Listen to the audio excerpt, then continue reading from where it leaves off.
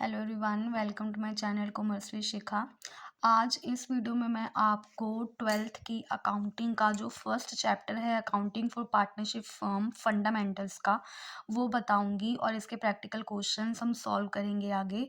और इसका सबसे पहले हम थोड़ा सा थ्योरेटिकल पार्ट जो है वो कवर करेंगे। पहले इसके भी थोड़े से बेसिक्स समझेंगे। तो सबसे पहली बात, पार्टनरशिप जो है वो क्या होता है। पार्टनरशिप एक ऐसी फर्म होती है जहाँ पर दो या दो से ज़्यादा लोग मिलकर कंबाइंड होकर एक बिजनेस कर रहे होते हैं, तो उसको हम पार्टनरशिप फर्म बोलते हैं। तो ये जब भी बिजनेस करेंगे तो इनके जो भी लॉसेस होने वाले हैं या जो प्रॉफिट होने वाला है वो सब मिलकर बांटेंगे आपस में, और इनका जो डिसीजन होगा वो म्यूचुअल डिसीजन होने वाला है। अब जो भी पर्सन एज अ पार्टनर यहाँ पे काम कर रहे हैं, सबसे पहली बात वो ज़रूरी है कि वो 18+ होनी चाहिए। मतलब मेजर पर्सन जो है वो ही बन सकता है पार्टनर, पर कई बार इन स्पेशल केसेस अगर कोई पर्सन माइनर है, मतलब बिलो 18 है, तो वो भी पार्टनर की तरह उसको एडमिशन दी जा सकती है, बट अगर बाकी के पार्टनर्स का कंसेंट होगा तब। तो यहाँ पर सबसे पहले हम देखो, जब भी बिजनेस कंटिन्यू होगा, बिजनेस बनेगा, पार्टनरशिप बनेगी, सबसे पहली बात वो एक लीगल बिजनेस होना चाहिए। लीगल बिजनेस मतलब मैं जो गवर्नमेंट की लॉ में लीगल है सिर्फ वही करेंगे। फॉर एग्जांपल, अगर किसी का मर्डर करने के लिए मैं पार्टनरशिप नहीं कर सकती हूँ, because it is a illegal business. और दूसरी बात, यहाँ पर प्रॉफिट शेयरिंग रेशो वगैरह सब कुछ ऑलरेडी डिसाइडेड होगा, कितनी कैपिटल कॉन्ट्रीब्यूशन होगी वो सब डिसाइडेड होगा। और यहाँ पे पार्टनरशिप डीड जो है वो भी बनानी ज़रूरी है। पार्टनरशिप डीड का क्या मतलब होता है इसके बारे में थोड़ा सा समझते हैं। इसका थ्योरेटिकल क्वेश्चन कई बार पेपर में आता है। पार्टनरशिप डीड क्या है? पार्टनरशिप डीड एक डॉक्यूमेंट होता है। ये रिटन डॉक्यूमेंट भी हो सकता है या फिर हम ऑरल भी कर सकते हैं। मतलब लॉ की तरफ से जो पार्टनरशिप एक्ट 1932 है उसकी तरफ से कोई भी ऐसा कंपल्शन नहीं है कि जो पार्टनरशिप डीड है वो रिटन में होना चाहिए। तो ये हमारी मर्जी है कि उसको हम रिटन में रखें या ऑरल में रखें। लेकिन अगर रिटर्न में रहेगा तो आने वाले टाइम की जो कन्फ्यूजन्स हैं, लड़ाई झगड़े हैं, वो सारी चीज़ें दूर हो जाएंगी। तो partnership deed is a document जिसमें सारे के सारे रूल्स रेगुलेशंस, कितनी कैपिटल कंट्रीब्यूशन है, पार्टनर्स के name, nature of the business, duration of the partnership, वो सारी चीज़ें उसमें मेंशन होती हैं। तो पार्टनरशिप डीड का meaning along with the content, वो सारी चीज़ें आपको जो है इस प्रॉपरली पढ़नी है और लर्न करनी है। तो कंटेंट को एक बार हम ओवरव्यू दे सकते हैं कि पार्टनरशिप में क्या क्या चीज़ें इंक्लूड होती हैं। सबसे पहले देखो, उसमें नेचर ऑफ द बिजनेस जो है वो लिखा होगा कि मैं किस तरह का बिजनेस कर रही हूँ। ये ट्रेडिंग बिजनेस हो सकता है या फिर कोई मैन्युफैक्चरिंग बिजनेस जो है वो भी हो सकता है। दूसरी बात, सेकंड, इसमें duration of the partnership mention करनी है। ड्यूरेशन का मतलब है कि कितने टाइम के लिए हमने बिजनेस जो है वो किया है। वो 2 साल के लिए, 3 साल के लिए, 4 साल के लिए, वो सारी चीज़ें यहाँ पे लिखी जाएंगी। और उसके अलावा थर्ड, हमें यहाँ पे जो पार्टनर्स होंगे, number of partners should be mention there. Number of partners के अलावा पार्टनर्स के name along with their address, वो सारी चीज़ें यहाँ पे लिखी जाएंगी। उनके नेम, एड्रेस, हर चीज़ मेंशन होना चाहिए। पर्पस, हमने किस लिए पार्टनरशिप करी है, वो सब चीज़ें यहाँ पे मेंशन होंगी। फिर हमारे पास यहाँ पे प्रॉफिट शेयरिंग रेशो क्या होने वाली है, वो चीज़ हम बताएंगे पार्टनरशिप डीड में, ऑलरेडी लिखेंगे।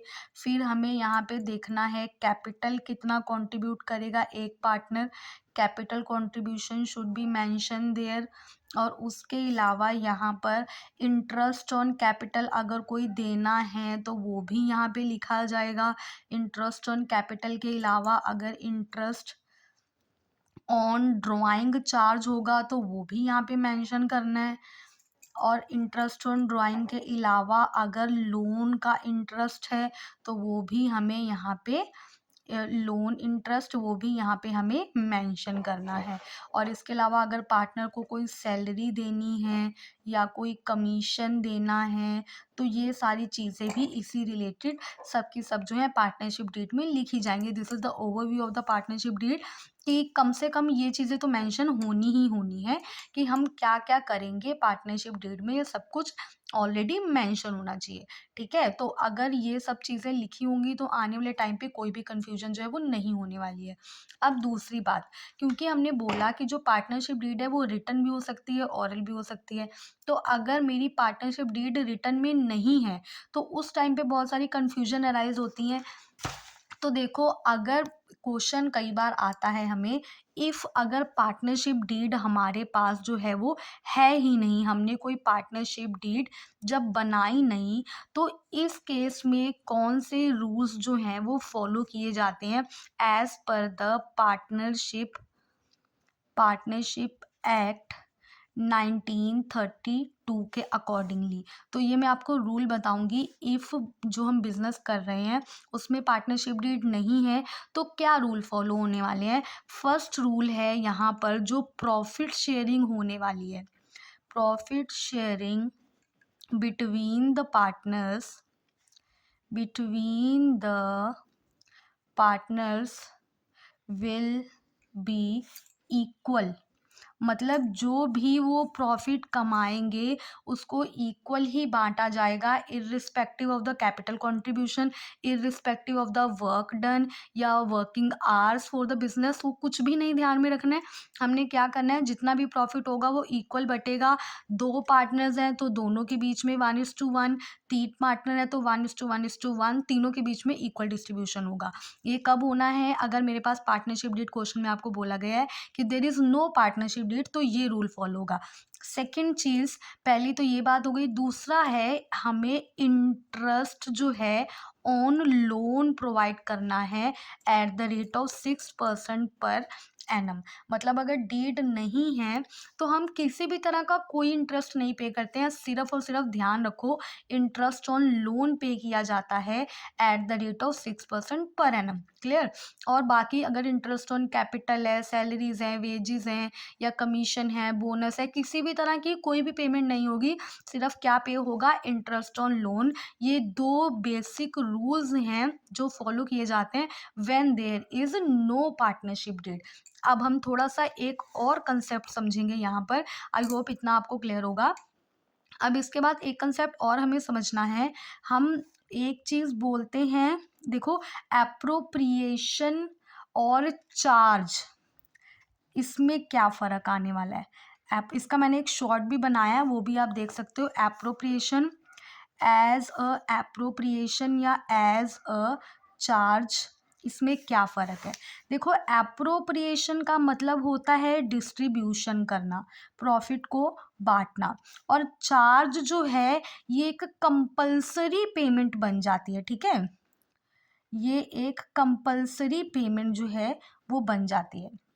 अब यहाँ पे देखो, जो भी चीज़ एज एप्रोप्रिएशन होती है वो P&L एप्रोप्रिएशन अकाउंट में इसको दिखाते हैं। क्लियर। और जो भी चीज़ एज ए चार्ज होती है उसको P&L अकाउंट में दिखाया जाता है। एप्रोप्रिएशन तभी पे होगी व्हेन देयर इज प्रॉफिट, ठीक है। और चार्ज जो है, चाहे प्रॉफिट हो और चाहे प्रॉफिट ना हो, इसको पे करना ही करना है। मतलब paid in case of loss also.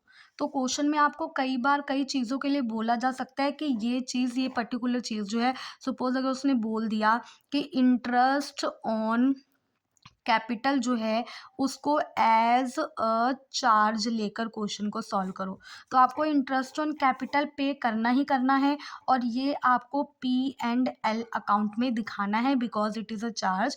चाहे प्रॉफिट हो और चाहे प्रॉफिट ना हो, इट शुड बी पेड। और वैसे अगर हम देखें तो जो इंटरेस्ट ऑन लोन, जब भी क्वेश्चन में ये पॉइंट आएगा आपको इसको P&L अकाउंट में दिखाना है, क्योंकि this is a compulsory payment by the law. Law ने ही हमें बताया कि 6% इंटरेस्ट जो है वो पे करना ही करना है। क्लियर हुई बात। इतना आपको यहाँ से समझ लेना है। आई होप आपको ये समझ में आया होगा। इसकी नेक्स्ट वीडियो में मैं आपको profit and loss appropriation account, उसका प्रैक्टिकल क्वेश्चन और फॉर्मेट जो है वो बताऊंगी। Thank you.